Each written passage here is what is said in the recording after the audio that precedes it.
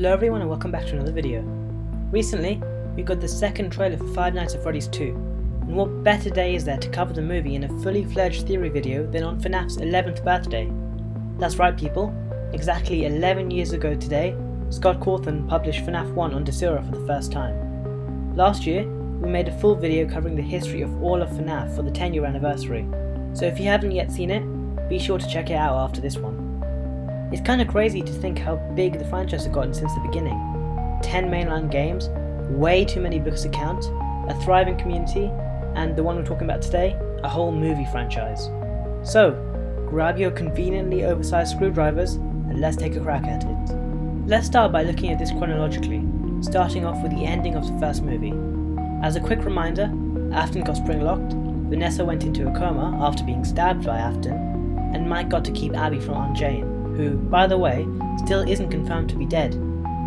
As for the Faz gang, they dragged Afton into the kitchen, leaving him to die, although we all know that he always comes back.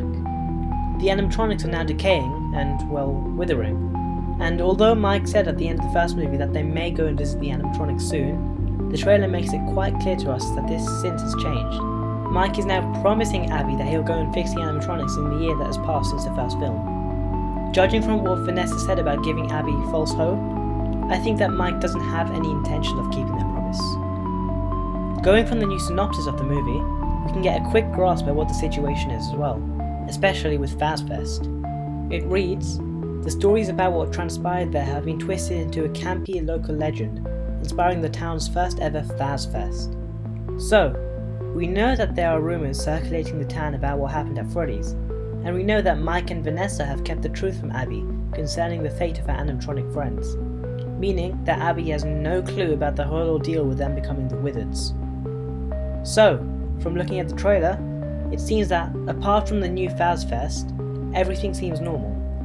Vanessa seems to have recovered from a coma and is now dating Mike, and although relationships are supposed to be full of trust and no secrets, as a very wise man once said, everybody lies, and Vanessa is keeping secrets about another Fazbear location. So, whilst Vanessa and Mike are out on their date, Vanessa is keeping it at the back of her mind, hiding the deep dark secret about the FNAF 2 location. Abby also seems to have picked up this neat little device called a Faz Talker.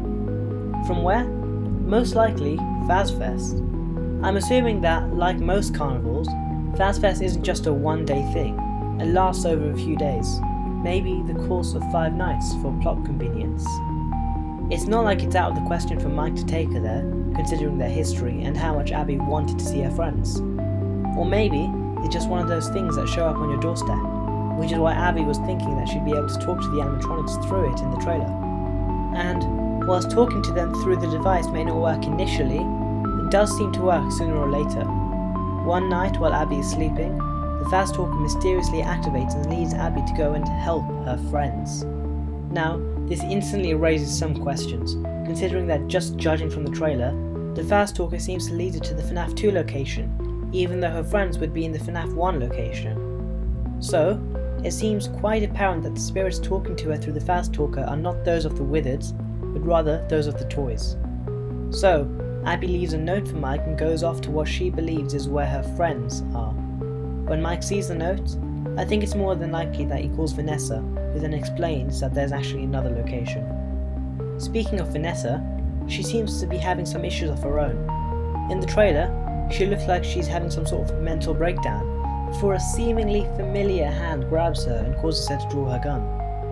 That's right, this hand belongs to our favourite killer bunny rabbit, William Afton. Now I think it's quite obvious that this isn't actually Afton there.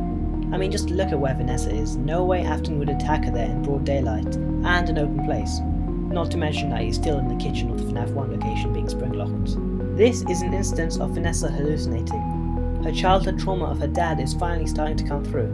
Now she's seeing him everywhere she goes, even getting flashbacks of him. And this may be pushing it now, but these traumas she's facing also seem to cause the puppet to take a special interest in her specifically. We can see 2 shots of the puppet in the trailer, and in both of them she seems to be going after Vanessa.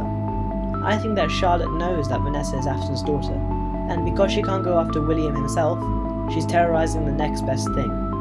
After all, It's not like Vanessa ever did actually do anything about the murders, even when she grew up and became a police officer. Before we continue, I want to quickly talk about Team Water. You can skip to this timestamp on screen if you don't care about this, but I'd recommend staying. Team Water is a new campaign led by Mr. Beast and Mark Rober in an effort to raise $40 million in the month of August to help 2 million people drink clean water for decades to come. But even with all the traction it's getting, this is still a very, very difficult goal to achieve. This means that over $1 million needs to be raised every day if we want to achieve this. If you'd like to donate, find the link in the description where you can donate as little or as much as you want. Remember, just $1 gives one person clean water for a whole year, so every little helps. If you can't donate, then that's fine too. Just be sure to share the campaign everywhere so we can get those who can donate on board. Back to the video. In the trailer, we also got to see some paranormal investigators entering the FNAF 2 location, seemingly there to document whatever they find. That is, until one of them goes downstairs into a rather grand room with a box in the middle of it, and gets a free ticket to the afterlife, presumably straight from the puppet. One by one, the rest of them die, blah de blah de blah. This scene, just judging from the general vibe of it, will most likely be the opening scene of the movie to set the audience up for a film full of kills. On the same day we got the trailer, at San Diego Comic-Con, this scene was actually shown in full. Now, because of copyright restrictions and fear of this video getting taken down, I'm not going to show the scene itself. Boo, yeah I know, I can hear you unsubscribing already. However, I will talk about the scene instead, so you can get a general gist of it. And anyway, the scene's already out there, so all you have to do is search FNAF Movie 2 leaked scene on YouTube and you'll get what you want. Moving on, the scene shows us the paranormal investigators being led into the pizzeria by this creepy looking dude who has some serious eyebrow control. If you know, you know. Anyway, he's acting all creepy in the scene and talks a bit about the puppet, or marionette if you prefer, before taking them up to meet the main trio, Freddy, Bonnie and Chica. He also remarks about Foxy, saying that they were involved in a failed take apart and put back together experiment, obviously referencing Mangle. And instantly, this scene raises one major question. Just who exactly is this guy? We know from previous leaks that Freddie Carter, or the actor, will be playing Jeremy Fitzgerald in the film. Jeremy Fitzgerald. Now where have I heard that name before? Ah yes, FNAF 2. Jeremy Fitzgerald is the night guard we play as in the second game. But what significance does he have here? The way I see it, it seems he's likely the night guard of that location. It would, after all, explain how he had access. But, and for this I will just show just him. Take a look at his uniform. Seems to be an awful lot of purple on it, doesn't there? Well, what if I told you that Jeremy Fitzgerald may not be who he says he is? Remember, back to before the first movie, when everyone was theorising that Mike would be revealed to be Afton's son, Michael Afton, but that never happened. What if this is the real Michael Afton? I'll admit it is a very out there theory, but just look at the guy, he's so obviously evil. Jokes aside though, I suppose you could say that this is an educated guess more than a theory. But for a start, there's a purple outfit. This guy is also clearly leading the paranormal investigators to their doom. And I have seen some theories floating around saying that the Afton family house has some pictures of some guy that looks similar, but that could really just be anybody. And I'm sure Vanessa would tell Mike by now if she had a secret brother. To be fair, it could also be Jeremy, who's the host of FazFest. After all, we see Toy Freddy roaming around, and we know that Jeremy seems to have unrestricted access to the toy animatronics. We do know that there will be a bite scene as well, according to previous leaks. So, in conclusion, let's have a quick follow-up. One final plot summary of how we think the movie is going to play out. Jeremy takes the paranormal investigators and has them killed by the toys.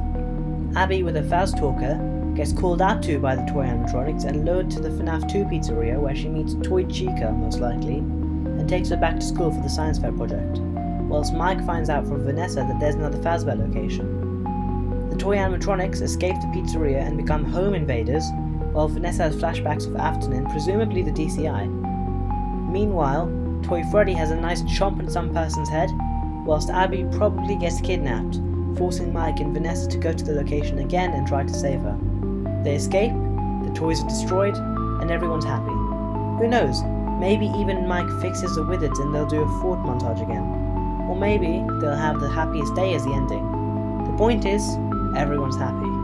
That is, until the post-credit scene shows Springtrap escaping the abandoned FNAF pizzeria and out for blood.